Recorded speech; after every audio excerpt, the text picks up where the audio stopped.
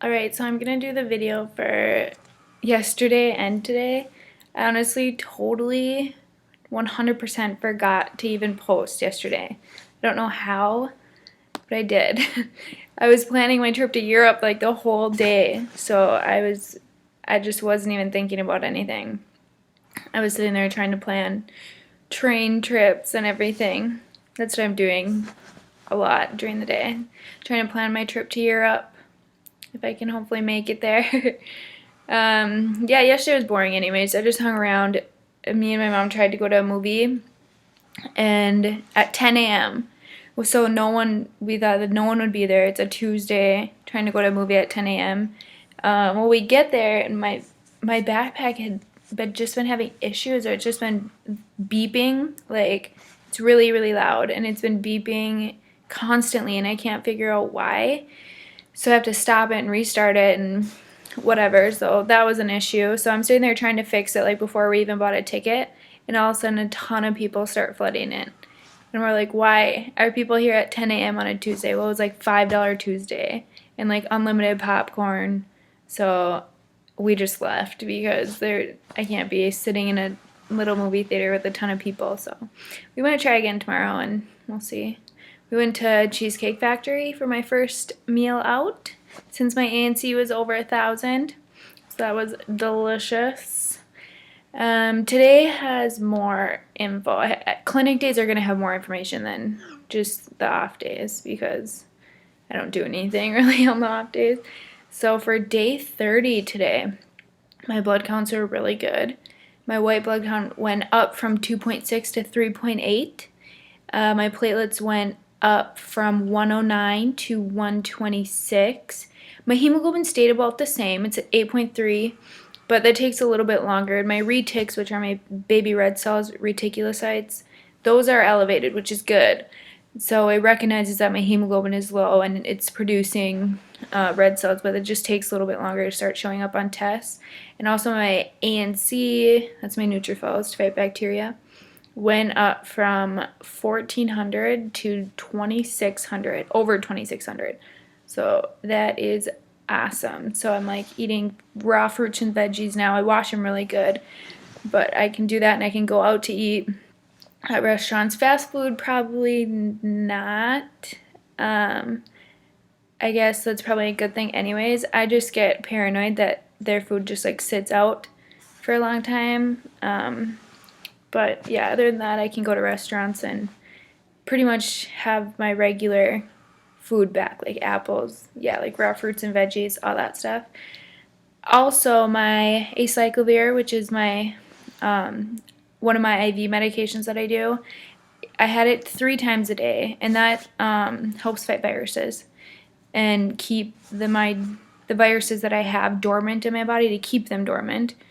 That I had 3 times a day, but my creatinine, which is my kidney function, has been high. My kidneys are a little bit irritated by it, which they see, it's normal. So that got moved to twice a day. So I'll be doing that morning and night instead of morning, afternoon, and night. And I don't know, hopefully that works. Otherwise, I have to start switching meds, and I really don't want to switch meds because then switching meds kind of makes other things go crazy and other med levels change. And so I hope that works to kind of calm my kidneys down a little bit. Also next week I may have to get something called IVIG because my IgG level was low. Okay, so IgG basically is a form of virus fighting in the total white blood count. Although it's still low, it still works. Like I'm trying to find the easiest way to say it. They want it at a high enough level, and of course, like to me, you'd think, well, why can't I just, since I can get doses of this IVIG as a medication, you'd think I can just keep getting these doses of IVIG to have some virus fighting capabilities, but it's not that easy, and it's not as effective with serious viruses, and it's also not extremely good for my body to get that all the time. I had to get it once with my last transplant too, so that's nothing new. It's made up of over 10,000 donors. Isn't that crazy? And it takes 3 to 5 hours to infuse. So not excited if I have to get that. But again, my IgG level, I think, it had been pretty good, but now just with the switching of other meds, it's gone down a little bit, but that's kind of expected. All these little tweaks and stuff that they do with all my medications and like getting extra doses of like things like IVIG and all that stuff, that's all normal. It's all part of the balancing act. That's like what a bone marrow transplant is balancing one thing from another. Like I have all these medications, but you have to find just the right dose to keep everything even. It's pretty crazy. I would not be able to figure it out, but so far my Prograf level has kind of been all over the charts, which my Prograf is my medication that is an immune suppression, which you think I wouldn't want that, but right now I do want that because it keeps from my sister's bone marrow from attacking my whole body, which is graft versus host disease. And so, which is still, I have a minimal chance of getting that anyways, but you don't want that. That's not enjoyable at all, and it's really hard to stop. And so I'm taking that, and it's just, yeah, things are just crazy. But otherwise, I'm doing pretty good. Like, although my Prograf level is kind of everywhere, and my IgG level is a little bit low, and things like that, kidneys are a little bit irritated. It's all things that they can kind of control.